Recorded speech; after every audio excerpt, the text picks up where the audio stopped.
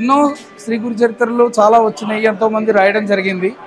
అయితే మరి ఈ గురు చరిత్రలో ఉన్నటువంటి వాటికి దీనికి ఉన్నటువంటి భేదం ఏమిటయ్యా అంటే, చాలామంది ఈ దత్తాత్రేయుడి గురించి తెలుసుకోవాలి అనుకుంటే దానికోసం వేరే వేరే పుస్తకాలు వెతుక్కోవాల్సి వస్తుంది.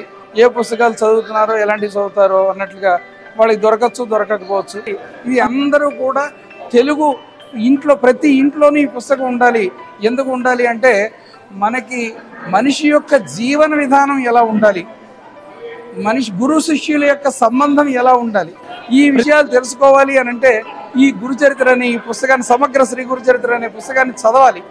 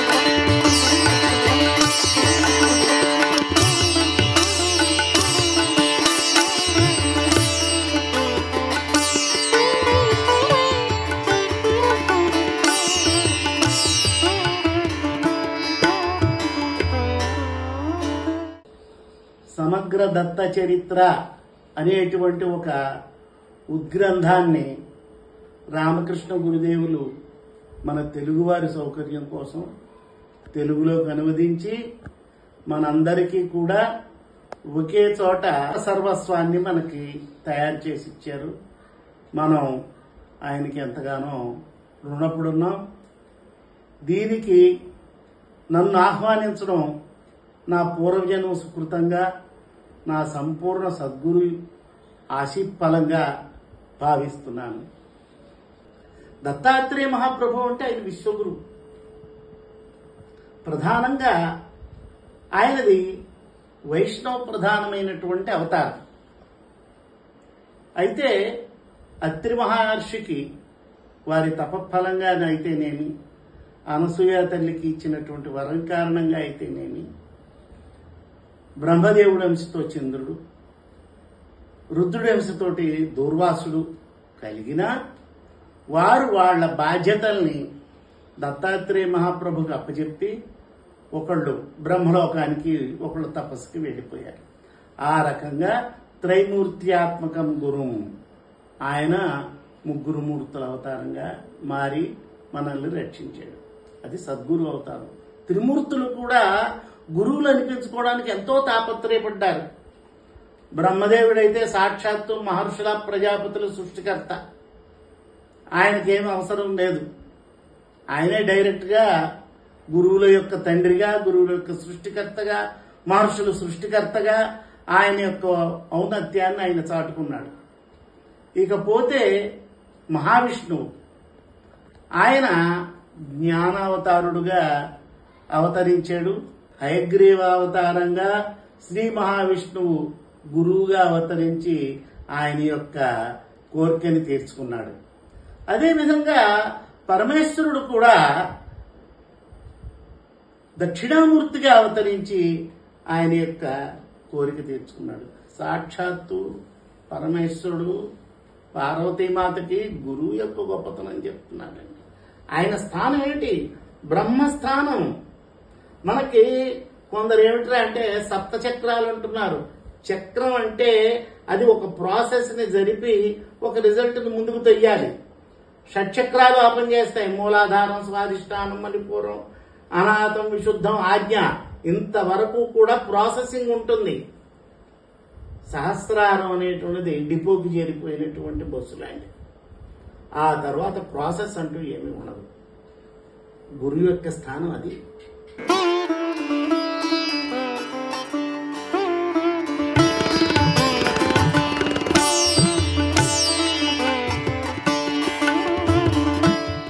మన యొక్క సమయాభావాన్ని ఆయన ముందుగానే తెలుసుకుని 7,000 శ్లోకాలు, 2,000 శ్లోకాలు, 700 శ్లోకాలు, 300 శ్లోకాలు, ఆఖరికి 52 శ్లోకాలతో సహా చరిత్రించారు. అంటే ఏమిటి? ఈ కలియుగంలో మనకి సమయం అనేది మనకు అనుగుణంగా ఉంచుకుంటూ మనకు సమయం లేదు అని చెప్పడం మన దౌర్భాగ్యం. ఎందుకంటే భగవంతుడి దగ్గరికి వచ్చే వాళ్ళకో, దత్తుడి దగ్గరికి వచ్చే వాళ్ళకో సమయం లేదు, శరీరం సహకరించదు, నాకు వయసు ఎక్కువైంది, అనారోగ్యము, ఇలాంటి వంటలు పెట్టుకుని మన గురుమార్గానికి దూరం అయిపోవడానికి కలిపురుషుడు మనని ప్రేరేపిస్తూ ఉంటాడు. ఇది ఆది విగ్రహం. సో అలాంటి దాంట్లో కూడా మనల్ని కాపాడటానికి, దత్తుడికి మనం దత్తమవడానికి అనుగుణంగా ఆ స్వామివారు మనకి గురుచరిత్ర ఇచ్చారు. అరే అంత గొప్ప గురుచరిత్ర ఇక్కడ ఉన్నప్పుడు మీరు ఈ పుస్తకం యొక్క ఆవశ్యకత ఏమిటి? ఈ గురుచరిత్ర అనేది ఉన్నప్పుడు ఇప్పుడు కొత్తగా ఉన్న అవసరం ఉందా? అవసరం లేదు. కానీ నాకు హంసకవి అనేటువంటి ఇక్కడ కూర్చున్నారు మహానుభావుడు, ఈయన ఎవరో తెలియదు. ఈయనని నాకు పరిచయం చేసింది ఈ ఆలయ ధర్మకర్త దత్తుడికి పరిపూర్ణంగా అర్పితమైన వేణుక. ఆ వేణు కనుక లేకపోతే ఈ ఎవరో నాకు తెలియదు, ఈ పుస్తకానికి ఆవిష్కరణ లేదు, ఆరంభం లేదు ఇవాళ. సో అటువంటి వ్యక్తికి కూడా నేను హృదయపూర్వక కృతజ్ఞతలు చెప్పుకుంటూ ఆ భక్తుడి యొక్క ఆశీర్వాదంతో ఆయన 100 సుఖంగా ఉండి దత్త సేవతో నిమగ్నం అవ్వాలి, ధరించాలి అని చెప్పి నేను కోరుకుంటున్నాను. ఈ దత్త చరిత్ర అంటే దత్తాత్రేయుడు సాక్షాత్తు బ్రహ్మ విష్ణు మహేశ్వరుల స్వరూపము. ఈ స్వరూపాన్ని మనము సమగ్రంగా చదివినట్లయితే ఎట్లా ఉంటుంది అనేది చాలా మందికి ఉత్సాహంగా ఉంటుంది. అందులో ఈ గురుచరిత్ర పారాయణ అంటారు దీన్ని.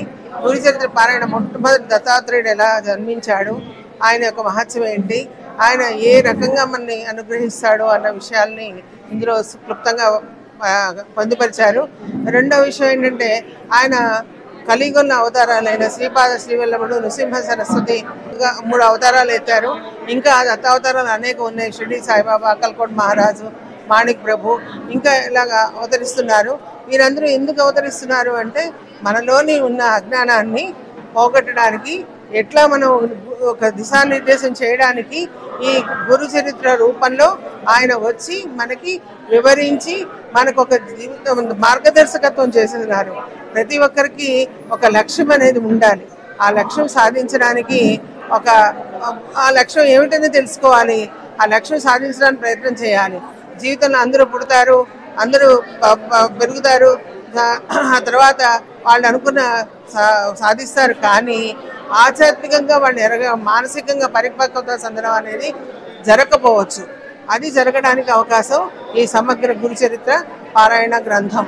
దీన్ని ప్రతి ఒక్కరూ పఠించి దానిలో తెలుసుకుని మన ఆలోచన విధానాన్ని, మన చుట్టుపక్కల పరిసరాలను మన అవగాహన చేసుకుని, మన పెద్దవాళ్ళు పిల్లలకి ఎలా గైడెన్స్ ఇస్తూ వాళ్ళందరినీ ఒక దిశానిర్దేశం చేయడానికి ప్రయత్నం చేయాలని అందరినీ కోరుతున్నాను. జయ గురుదత్త. దత్తభక్తులందరికీ కూడా ఈ కార్యక్రమానికి వచ్చినటువంటి దత్తభక్తులందరికీ కూడా పేరు పేరున నమస్కారాలు తెలియజేస్తా ఉన్నాను.